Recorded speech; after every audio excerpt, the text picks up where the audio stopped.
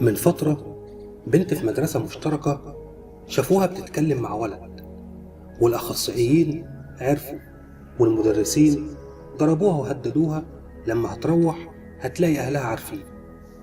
البنت قبل ما تروح اشترت سم وشربته وماتت. البنت في تالتة إعدادي، ممكن ما تكونش مدركة يعني ايه انتحار للأسف. مدير مطعم شاف عامل داخل يستلم وجبته قبل ما يبدأ الشيفت بتاعه، وبوخه قدام كل العمال وقال له: انت جاي من بيتكم تاكل؟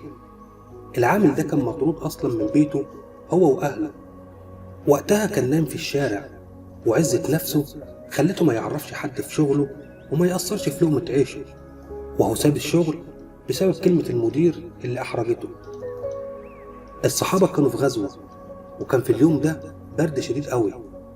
واحد من الصحابة كان عنده جرح في راسه، وجي وقت الصلاة وهو كان على جنابة ولازم يغتسل، فقال لهم انه عنده جرح وخايف لو اغتسل يحصل له حاجة. قالوا له: لا نرى لك إلا الاغتسال. اغتسل فمات. النبي صلى الله عليه وسلم لما عرف غضب وقال: قتلوه قتلهم الله.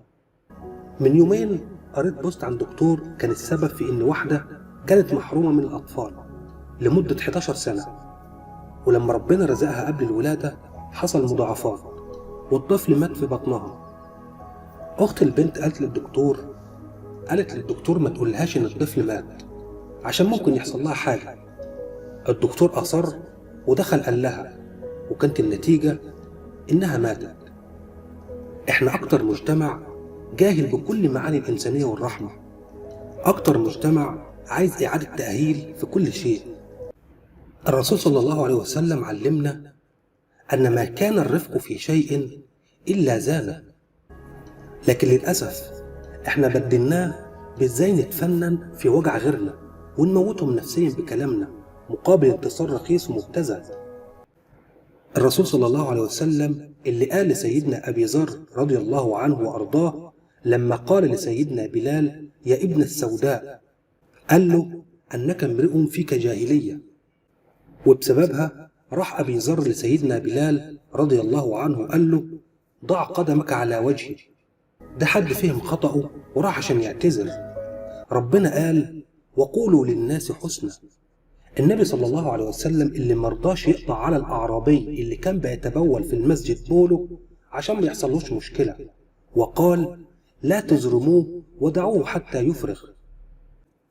النبي صلى الله عليه وسلم اللي كانت الناس تغلط ما يروحش يفضحهم ويطلع على المنبر ويقول: ما بال أقوام يفعلون كذا وكذا. للأسف إحنا ما عندناش فهم في معالجة الأخطاء، ولا مراعاة نفسية المخطئ، ولا إن الجاهل حتى يعذر، ولا إن كل حالة ولها طريقة تعامل، وما نعرفش حتى إيه البدائل الصحيحة عشان نعالج بها المشاكل دي. محتاجين تربية من أول وجديد. مش الأطفال بس هم اللي عايزين يتربوا، للأسف الكبار برضه هم اللي عاوزين يتربوا. واحد دخل المسجد موبايله رن، راحوا مزعقين له ما دخلش المسجد تاني. على النقيض الآخر واحد كان معدي على قهوة، خبط الترابيزة، الكوبايات وقعت اتكسرت على 100 حتة، فصاحب القهوة قال له: فداك يا باشا. فالراجل اللي كسر الكوبايات بقى زبون في القهوة. واحد عنده غضروف في رجله، فطبيعي انه يصلي على كرسي لما يصلي في المسجد. الناس انتقدته اكتر من مرة وقالت له: انت شاب ازاي تصلي على كرسي، وزعقوا له. من ساعتها ما دخلش المسجد وبيصلي في البيت وهو قاعد. سيدنا عمر رضي الله عنه شاف ناس مولعين نار فنادى فيهم: يا أهل الضوء، وما قالش يا أهل النار خوفا من إن الكلمة تحرجهم.